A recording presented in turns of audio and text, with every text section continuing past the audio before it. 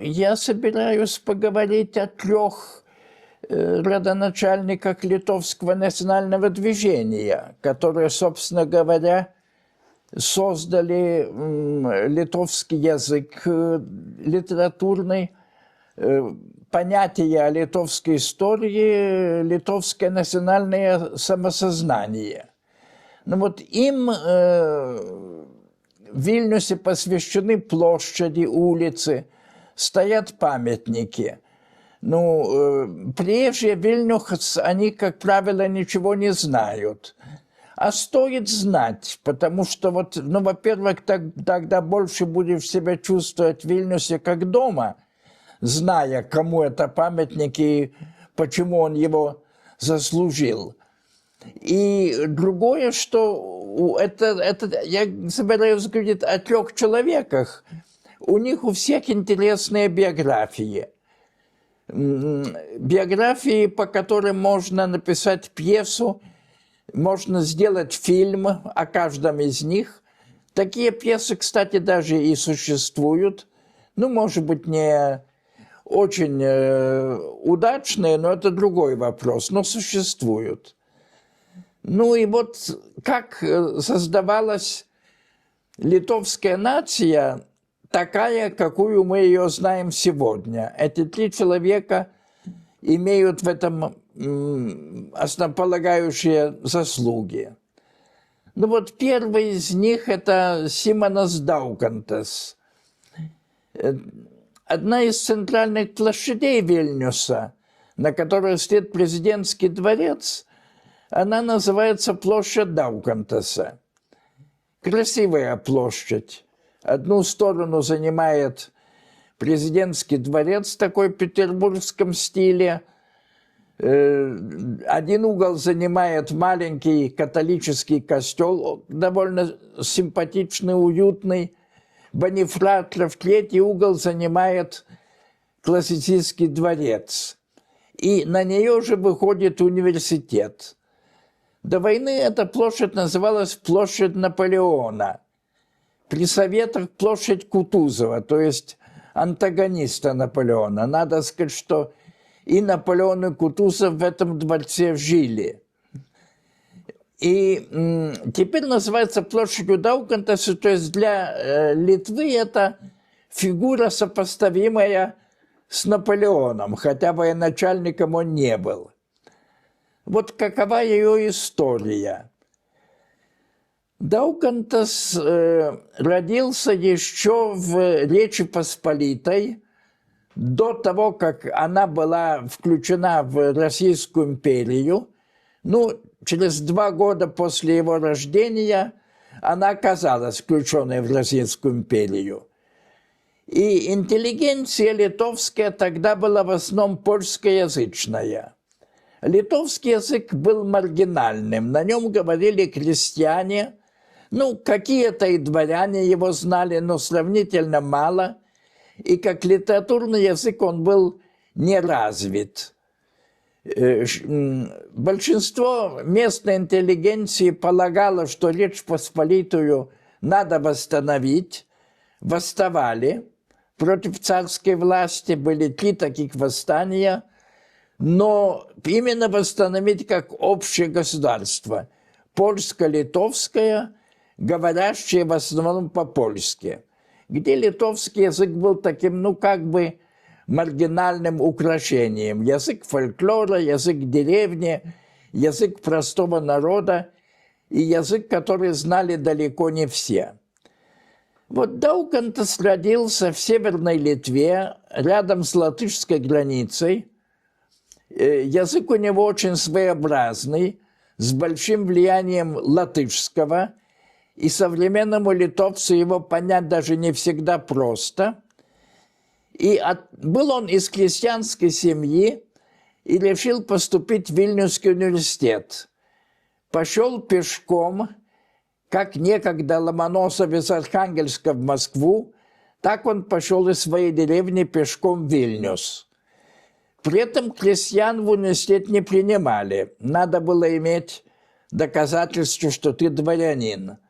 Он устроил себе такие бумаги, по-видимому, поддельные, и таки в университет поступил.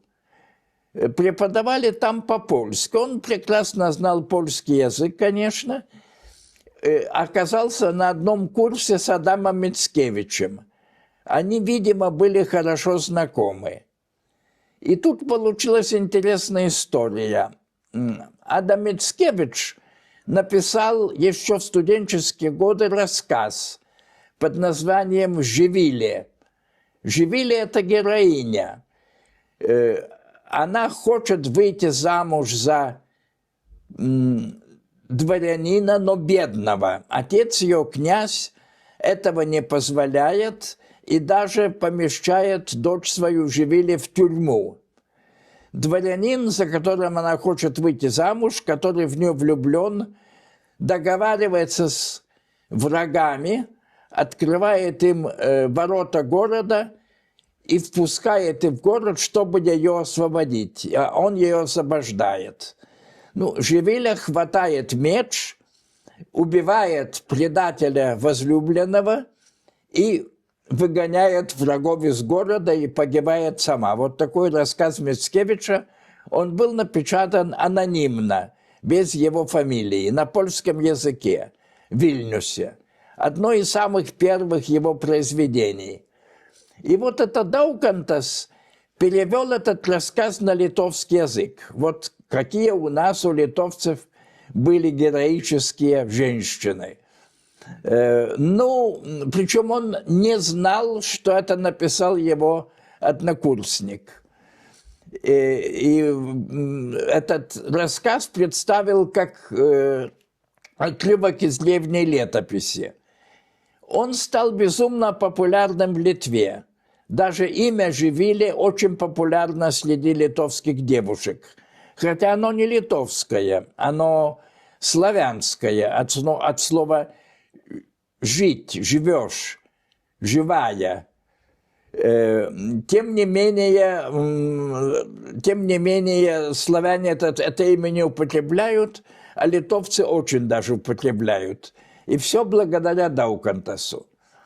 Ну вот Даукантас окончил, это очень важно заметить, это первый перевод Адама Мицкевича на какой бы то ни было язык. Именно на литовский. Сам Мицкевич литовский знал, но плохо. Даукантас его знал прекрасно. Второй перевод Мицкевича был на русский язык, это сделал Рылеев, декабрист, повешенный декабрист, друг Пушкина. Но это уже второй перевод. И вот Даукантас кончил университет и, говорят, дал обет Матери Божией Острабрамской на Святых Воротах в Вильнюсе, что никогда не будет писать на другом языке, кроме литовского. И стал писать. Он стал историком.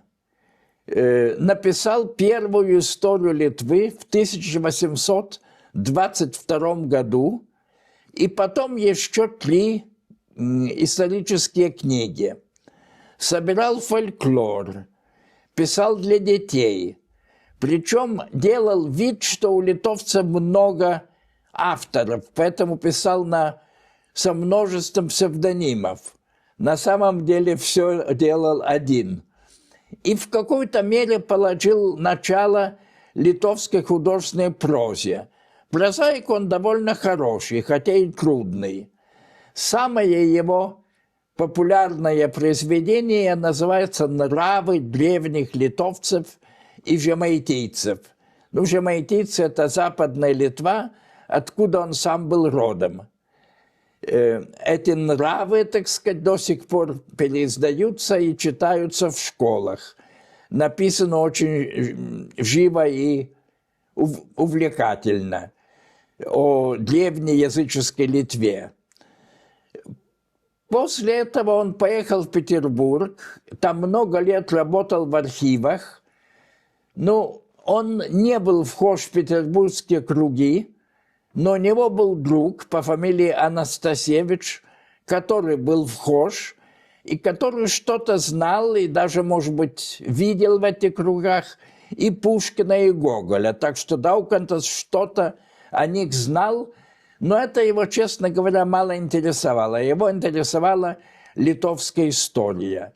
Вот он создал первый такой вариант литовской истории для литовцев, где подчеркивалось, что литовцы не русские и не поляки, что это отдельный народ со своим языком, со своей судьбой, со своим прошлым. После того, как он проработал много лет в архиве, там было сыро, он подхватил болезнь, вернулся в Литву и умер в Литве в нищете. Его забыли лет на 20. Умер уже после восстания 1963 года, в 1964 году. Ну, тут вступает в действие новое поколение, которое отчасти им и было пробуждено. Новое поколение после восстания 1863 года. Тогда Муравьев-Вешатель, который подавил восстание, запретил литовскую печать латинскими буквами. Иногда говорят, запретил литовский язык. Это не так. Язык не был запрещен, но писать надо было кириллицей, русским алфавитом. Вот это народ как-то не принял, счел это покушением на его тождественность и на католическую веру. И был создан целый слой такого, ну, это у нас сейчас есть термины «самиздат» и «тамиздат». «Самиздат» – это что мы сами подпольно печатаем, так в мое время называлось, а тамиздат – то, что выходит за границей и с трудом проникает в Советский Союз. Так вот, этот тамиздат был основан уже тогда, в царское время, в основном в городе Тильзите. Тильзит – это сейчас Советск в Калининградской области. И занялся этим человек по фамилии Басанавичус.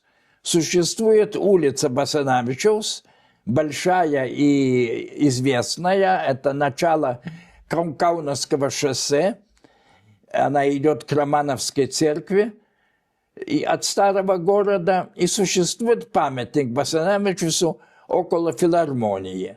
Так вот, кто это был? Он был уже из другой части Литвы, юго-западной, рядом с теперешней Калининградской областью, тогда это была Германия, и рядом с Польшей, Сувалками, а за Сувалками там дальше уже Варшава. Вот Басанавичус там родился в крестьянской семье. В этой части Литвы существовали несколько другие законы. Во-первых, там не было крепостного права, и крестьяне там были относительно богатыми и относительно образованными. Вот он в 1851 году родился в такой состоятельной крестьянской семье и знал польский язык, как все литовцы этого времени, и заинтересовался также историей своей страны. Стал читать, а польских книг на эту тему было предостаточно. Ну и надо сказать, что хотя царская власть запретила литовскую печать латиницей, латинскими буквами, она создала для литовцев и особые условия, благоприятные в чем-то условия, чтобы оторвать их от поляков, чтобы они больше не восставали, а были бы верноподданными российского императора. Для этого в 2 школах было разрешено преподавать литовский язык. Ну, школы-то были на русском языке, но литовский язык шел как отдельный предмет. Те, которые сдавали литовский язык на 5, могли получить стипендию в Московском университете. Стипендию в 350 рублей в год. Ну, для сравнения скажу, что корова стоила 20 рублей. На 350 в Москве можно было жить, в общем, припеваючи, и учиться там в университете, после чего считала, что таким образом будет создана верноподданная, противоположная полякам, с ними уже не связанная литовская интеллигенция. Басанавичус стал учить литовский язык в школе, выучил, но он знал его, это был его родной язык, но выучил грамматику и научился писать по-литовски, и получил стипендию в Московском университете. В Московском университете он посещал лекции историка Сергея Соловьева, который одновременно преподавал и наследнику престола Александру Третьему. Вот это довольно интересно, что и наследник, и будущий борец против царского режима учились у одного и того же профессора. Ну, Басанавичус кончил не историю, он кончил медицину. К тому времени Болгария освободилась с помощью России от Турецкой империи и стала независимой страной. И он был послан в Болгарию как образованный врач, ну, выпускник Московского университета, это не шутка, и стал личным врачом болгарского царя Фердинанда. Стал участвовать в политике Болгарии. И участвовал до того, что на него даже было покушение, он был ранен. Кроме того, он основал известный болгарский город, может быть, кто-то о нем слышал, а может, кто-то там даже и бывал, Варну. Варна была маленький приморский городок, он его превратил в цветущий курорт. В Варне до сих пор есть улица Басанавичуса, то есть болгары его в какой-то мере считают своим просветителем и своим, так сказать, воспитателем народа. В Болгарии он создал крайне странную теорию, что литовцы происходят от древних фракийцев. Фракийцы – это был народ, живший в этих местах в античное время. К этому народу принадлежал Спартак, вождь восстания рабов против римского владычества. Вот Басанавичус решил, что Спартак, имя Спартак происходит от литовского «спартус», что значит «быстрый», «бойкий», «смелый», что-то первый литовец, который записался в истории еще во времена более или менее Юлия Цезаря. Ну и что фракийцы вообще предки литовцев, что они из Болгарии пришли в Литву. Кстати, Фракия и Тракай. Это тоже он находил в этом этимологическую связь. Теория эта ошибочная, но тем не менее она была в свое время популярна. Ну и вот из Болгарии Басанавичус переехал в Прагу, в тогдашнюю Чехию, которая была под немецкой властью. Женился там на немецкой девушке. Это целая такая любовная история, которой можно много рассказывать. Она рано умерла. Связался с пражскими национальными деятелями, также и с болгарскими. Тогда славяне стали бороться за свои независимые страны, независимые государства. Началось национальное возрождение как у болгар, так и у чехов, и он у них учился. И, находясь в Праге решил основать первую литовскую газету на литовском языке, латиницей, не кириллицей. Она печаталась в Тильзите, теперешнем Советске, Калининградская область, тогда это была Германия, Пруссия. Там не было цензуры, Там можно было употреблять латиницу и даже выражать некое вольномыслие. И газета эта 3 года выходила, в ней участвовало около 40 человек. Это было самое начало такой просвещенной литовской интеллигенции.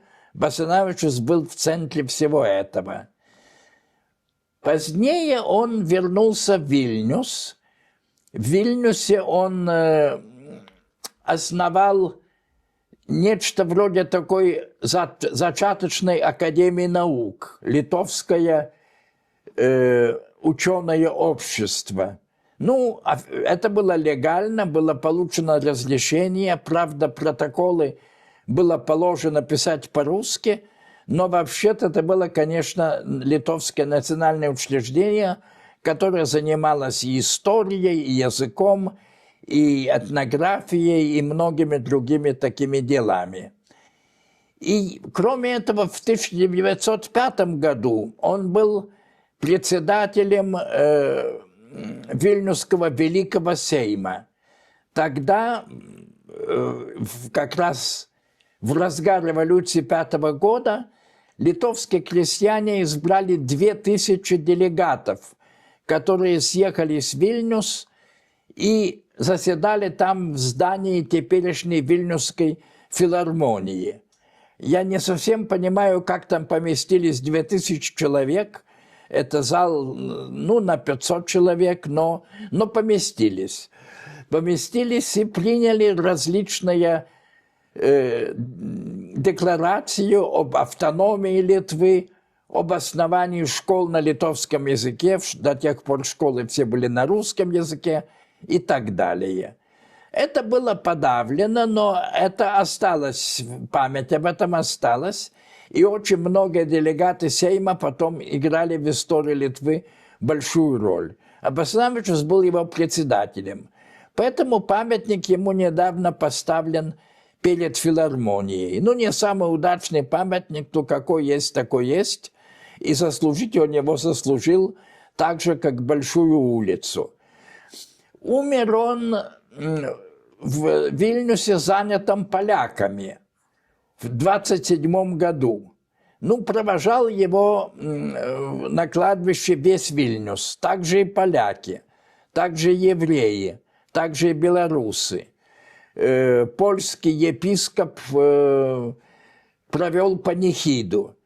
Из Литвы, хотя у Литвы не было дипломатических отношений с Польшей, из Литвы все-таки пустили делегацию на эти похороны. Это были, так сказать, заметные, ну, мало сказать, что заметные, очень значительные похороны того времени. Что самое замечательное, он умер 16 февраля. А 16 февраля – это дата объявления литовской независимости. Независимость объявил Литовский совет в еще оккупированном кайзеровскими немецкими войсками Вильнюсе в 18 году. Существует дом и музей, где эта независимость была объявлена. И Басанавичус был первым, кто подписал акт о независимости. Через 9 лет после этого, день в день, он умер. И что самое поразительное, за много лет до этого, это для него был траурный день, потому что в этот день и умерла его любимая жена. Вот совпали 3 даты, каждый раз это 16 февраля. Вот такой вот фильм о Басанавичусе. Затем и третий человек. Третий человек, которому стоит памятник на проспекте Гедемина, на площади Кудирки, и звали его Винцас Кудирка. Памятник тоже, я бы сказал, мог бы быть и лучше, но стоит худой, больной человек, он был болен туберкулезом, от туберкулеза умер. За ним обелиск, на обелиске высечен текст литовского гимна. Кудирка родился почти в соседней деревне с Басанавичусом, почти там же. тоже из таких же состоятельных крестьян. Но он не поступил в Московский университет, поступил в Варшавский, никакой стипендии не имел, и, вообще-то говоря, считал себя поляком. Басанавичус его уговорил перейти на литовскую сторону. То есть литовский язык он знал с детства, но предпочитал польский. Тут он под воздействием Басанавичуса перешел на литовский язык, стал писателем, поэтом. Ну, поэт он написал, кажется, то ли 10, то ли 15 стихотворений. Но, кстати, довольно читабельных, даже и сейчас. Несколько сатирических рассказов, очень похожих на историю одного города Салтыкова-Щедрина. Написал, перевел кое-что. Переводил Шиллера, например, «Орлеанскую деву» и Вильгельма Телля. Очень хорошо, кстати, переводил. Переводил басни Крылова на литовский язык. Они звучат по-литовски почти так же хорошо, как по-русски. Вот, то есть он классик литовской литературы. Ну и после того, как закрылась газета Басанавичуса, он основал новую, тамиздатскую газету, которая печаталась в Германии, и сам поселился в городке рядом с теперешней Калининградской областью, на самой границе, чтобы руководить этой газетой, находясь на территории царской России, что было довольно рискованно. Но это было похоже на советских диссидентов.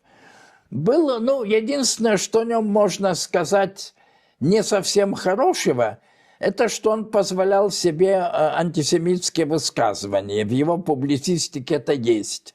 Говорят отчасти потому, да, он по специальности, как и Басанавичус, был врач, но испытывал конкуренцию еврейских врачей. И эти конкуренты его довели до того, что слово «еврей» для него стало почти ругательным. Но это было задолго до всякого Голокоста.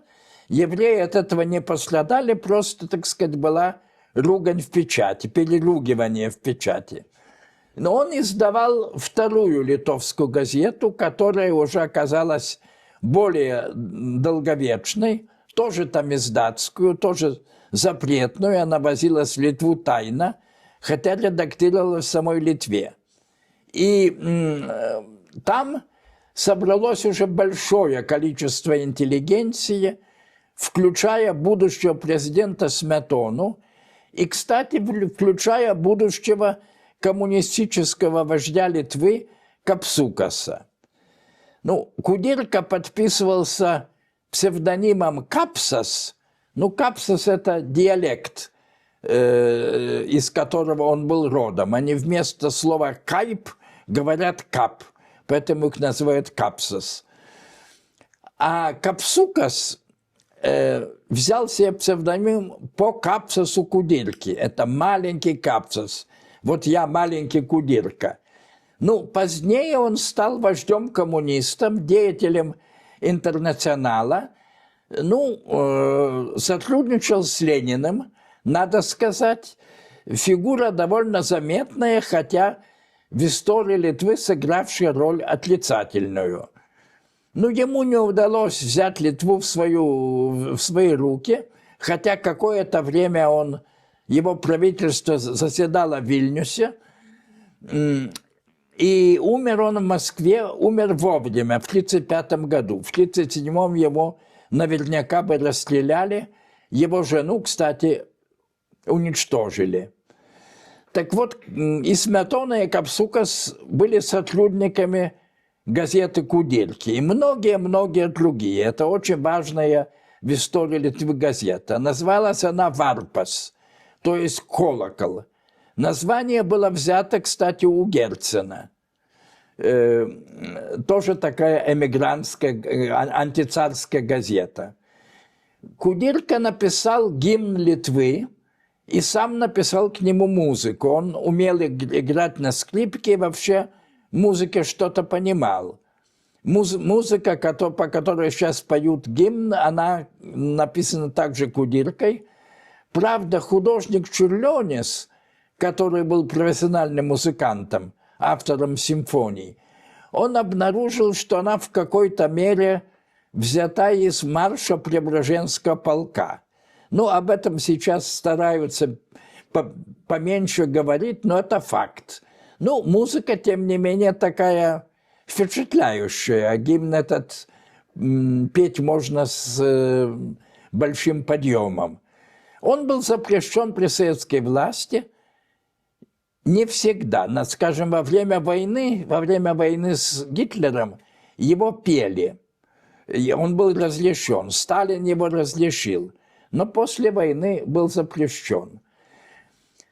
Ну и когда Кудирка умер от чахотки, он до последних дней редактировал свою газету и писал. Он был похоронен в этом городке пограничном Науместис. Сейчас это на самой границе с Калининградской областью. И там ему поставили памятник, на котором высекли строчки гимна.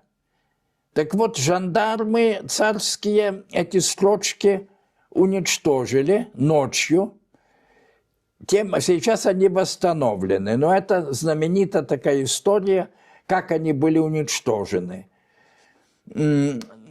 Кудирке стоит памятник в этом городке, стоит, как видите, и в Вильнюсе, хотя он в Вильнюсе никогда не был. Вот это редкий случай известного, заслуженного литовца, который в Вильнюсе никогда не был.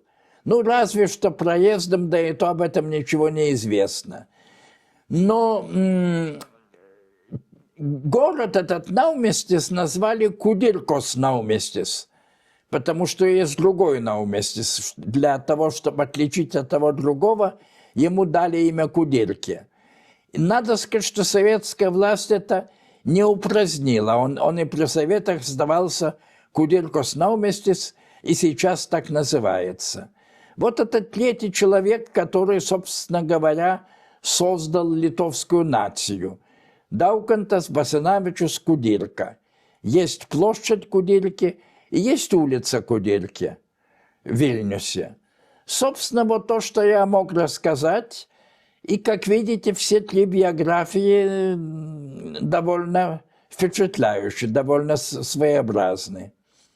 Позвольте вопрос, если можно. Да, разумеется. Если можно найти продолжение, следы, мыслей, смыслов Басанавичуса, Даукантаса, Кудирки сейчас в современной гуманитарной политической мысли, может быть, Литвы? Ну, Даукантас создал концепцию Литвы как отдельного явления, как страны, которая не совпадает с Польшей и даже в какой-то мере противопоставляется Польше. Вот это сохранилось до сих пор. Литва и Польша – это две разных страны с двумя разными языками, двумя разными историями. Когда Даукантас родился, никто так не считал. Сейчас так считают, и это уже, наверное, на многие столетия так будет. Басанавичус создал концепцию Литвы как независимой страны и был первым, как я сказал, кто подписался под декларацией о независимости. Вот все, что происходит в Литве сейчас, это продолжение того, что сделал Басанавичус. Кудирка создал литовскую, так сказать, символику основную. Вот гимн – это есть символика. Но есть еще герб, есть еще флаг. Флаг создан после Кудирки. Герб напротив погоня, то есть всадник на коне – это еще средневековый герб. Но он создал гимн и создал такой вот, один из первых создал литературное самосознание, что на литовском можно писать нормальные стихи, писать, сочинять нормальные рассказы, переводить великих европейских писателей. Я говорил, что он перевел и Шиллера, а также, кстати, Крылова. И успешно переводил. Создал первый литовский учебник стихописания, учебник техники стиха, по которому многие учились. Вот то, что существует литовская поэзия и проза, это в какой-то мере заслуга Куделькина. Ну, правда, там было уже у него много и других соратников в этой области. Томас, не могли бы ли вы назвать, привести примеры философов, социальных философов, политических философов литовских XX века, может быть, которые, так сказать, определили мысль, собственно, образ мышления, прежде всего? Ну, вы знаете, влиятельным мыслителем, публицистом был Сметона, президент. Он оставил несколько томов публицистики, которые и сейчас влиятельны. Я небольшой сторонник Сметоны. Он все-таки был националист и в какой-то мере узкий националист. И президент не совсем легитимный. То есть первый раз его избрали легитимно. Он был президент настоящий, избранный парламентом по Конституции, ну не по Конституции, по тогдашним законам, тогдашним правилам. И тут комар носу не поточит, там было все проведено правильно. Но после этого он проиграл выборы и через 8 лет произвел государственный переворот. И правил уже диктаторски 14 лет, до вступления советских войск, до того момента, как Сталин присоединил Литву к Советскому Союзу. Ну, он эмигрировал, он умер в Соединенных Штатах. Ну, его, так сказать, вот вторая президентура для меня, человека левых и демократических взглядов, это уже гораздо менее приемлемо. Хотя, надо сказать, при нем Литва и культурно-экономически делала немалый прогресс, и пользу он также принес. А диктатор он был не жестокий, ни с коммунистическими, ни с фашистскими диктаторами его сопоставлять нельзя. Он был гораздо мягче. Хотя при нем, конечно, были и тюрьмы, были даже и несколько расстрелов. Ну, тем не менее, его идеи воздействуют на современных литовских и парламентариев, и министров, и президентов, воздействуют. Был другой мыслитель по фамилии Стасис Шалкаускис. Он принадлежал к поколению, которое сформировалось в России. Был, я бы сказал, соратником русских мыслителей, таких как Мережковский, таких как Бердяев. Это было одно поколение, он даже с ними был, по-моему, и знаком. Он был христианский мыслитель, противник Сметоны, жил тоже в Вильнюсе, тут есть его мемориальные доски. Пережил первый советский режим, 1940 год, его не арестовали, хотя по всем правилам должны были арестовать, и умер в первые месяцы нацистской оккупации. Вот он мне как-то понятнее и ближе. Ну, тоже, может быть, чуть правее, чем мои собственные взгляды, но, тем не менее, ближе он, чем Сметона, скажем так. Ну и многие другие. Ну вот, например, недавно мы отмечали такого, ну не юбилей, да, юбилей. В Вильнюсе был институт изучения Востока, то есть это был советологический институт. Молодой Чеслав Милош очень интересовался его работой. Это было при поляках. Там работал некто Анцявичус, он был приятель Чеслава Милоша. Вот такой вот литовский мыслитель. Написал интересный анализ сталинского режима, который, так сказать, и сейчас можно читать с немалой пользой для себя. Потом Анцявичус эмигрировал, умер в Канаде. Ну, он даже выставлял свою кандидатуру в канадский парламент, правда, не прошел.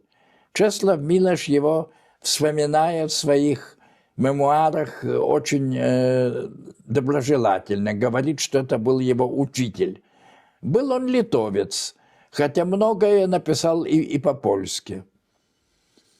Ну вот, пожалуй, несколько таких имен, можно набрать больше, конечно.